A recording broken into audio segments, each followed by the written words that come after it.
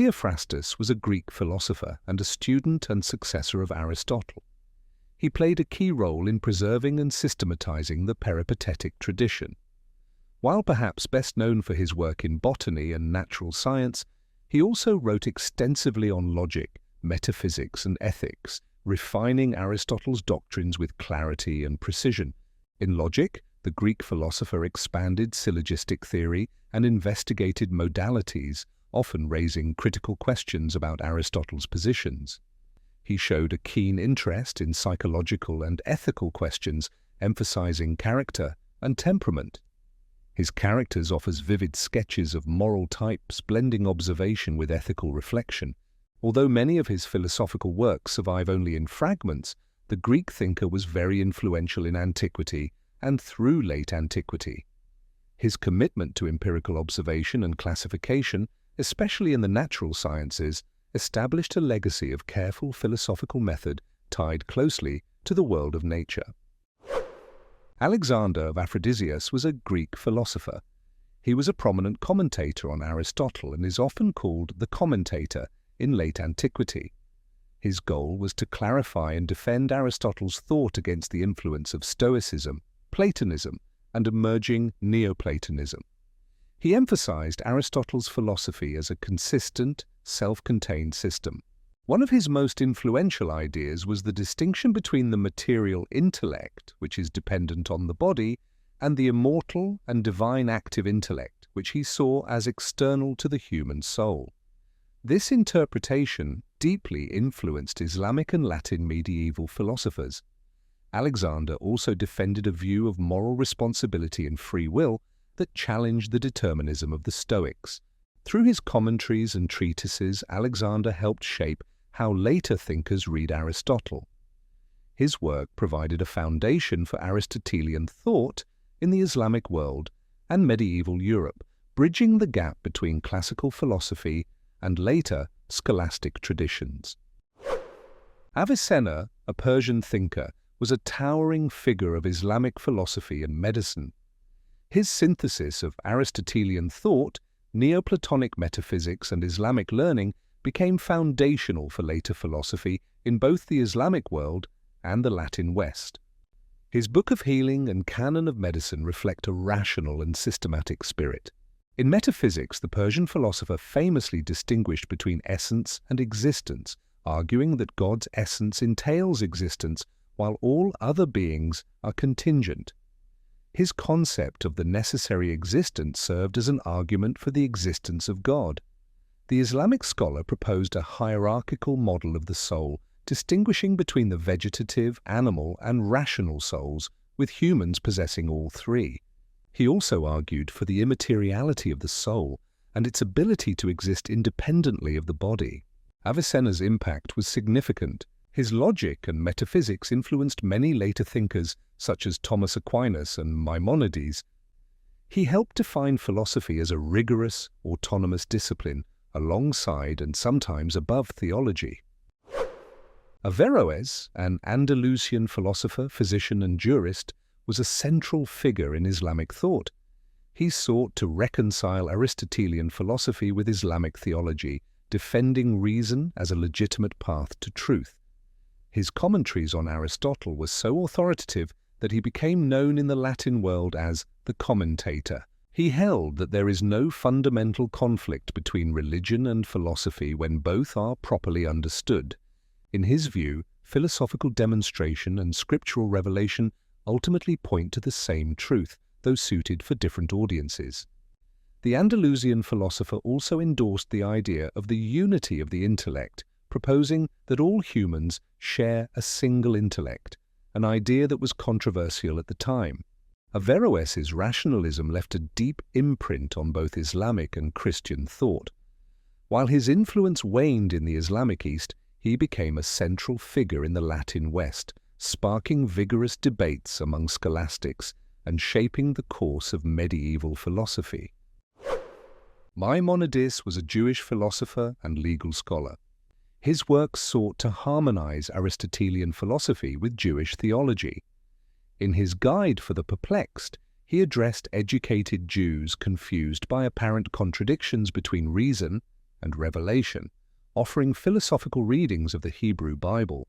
The Jewish philosopher emphasized the negative attributes of God, arguing that we can best approach the divine by saying what God is not what God is. He interpreted biblical anthropomorphism as symbolic and stressed divine transcendence. Like several other medieval philosophers, he accepted much of Aristotle's metaphysical and cosmological framework, though he seems to have left open the question of the eternity of the world. His intellectual rigor and methodical approach shaped Jewish thought for centuries. The Jewish thinker was revered by philosophers and theologians alike, and his attempt to balance faith and reason continues to influence religious and philosophical debates to this day. Albert the Great was a 13th-century philosopher, theologian, and scientist who worked to harmonize Christian faith with Aristotelian philosophy. He believed that reason and observation could reveal truths about the natural world, and that these truths ultimately lead us toward God. He was deeply committed to studying nature, seeing it as a reflection of divine wisdom. Albert insisted that philosophy and science should be grounded in empirical study, not just abstract reasoning, making him a pioneer in natural science during the Middle Ages. Albert also emphasized that reason prepares the way for faith. He saw no contradiction between philosophy and theology, but rather a unity. Philosophy seeks truth through reason, while theology completes that truth through divine revelation. He greatly influenced several later scholastic thinkers. Thomas Aquinas was a 13th-century Italian philosopher and theologian who sought to harmonize faith and reason, Aristotelian philosophy, and Christian theology. He believed that truths revealed by God and truths discovered by reason ultimately agree, because both come from the same divine source. Thomas argued that we can know God exists through reason. His so-called 5 ways are 5 arguments for God's existence. These are based on the idea of an unmoved mover, a first cause, a necessary being, a highest good, and a final end. Yet while reason can lead us to know that God exists, faith is needed to understand deeper truths like the Trinity, according to him. In ethics, Thomas developed the idea of the natural law, that moral principles are built into human nature and accessible to reason. By following these laws, humans fulfill their purpose and move toward union with God. His work remains a cornerstone of Catholic theology and continues to influence philosophy today. Pietro Pomponazzi was an Italian philosopher and a leading figure in the Renaissance. He is perhaps best known for his bold and controversial interpretation of Aristotelian thought. Working within a context shaped by scholasticism and the rediscovery of ancient texts, he emphasized the autonomy of reason and the limits of philosophical inquiry, especially on questions of the soul's immortality. In his work on the immortality of the soul, the Italian philosopher argued that, according to Aristotle and natural reason, the soul is mortal. The Christian doctrine of immortality, he insisted, was a matter of faith, not philosophical demonstration. This stance sparked controversy but also highlighted his commitment to philosophical inquiry. The Italian philosopher helped initiate a philosophical trend that would eventually challenge church authority in matters of science and metaphysics. His insistence on natural explanation and critical interpretation contributed significantly to early modern thought. Philippa was a 20th-century British philosopher known for reviving virtue ethics.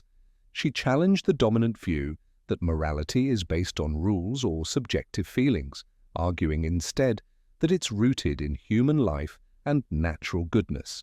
Foote believed that virtues like honesty, courage, and justice are essential for human flourishing. Drawing on Aristotle, she claimed that moral judgments are objective, not commands, but evaluations of how well someone is living as a rational, social being. She is also famous for the trolley problem, a thought experiment that explores moral dilemmas and the consequences of our choices.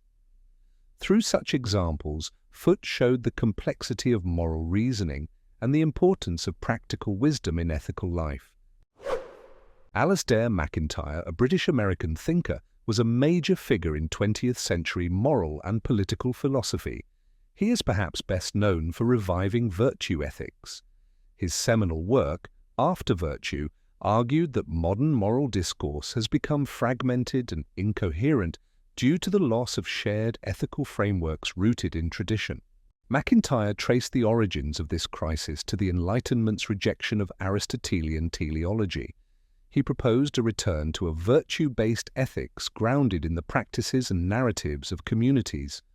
Morality, for him, is about cultivating the virtues that sustain human flourishing over a lifetime rather than about rules or utilitarian calculations. A committed critic of liberal individualism, MacIntyre emphasized the role of tradition, history, customs, and institutions in shaping moral life. His work influenced debates in ethics and politics, and he remains central to ongoing discussions about the role of character, virtues, purpose, and community in moral reasoning.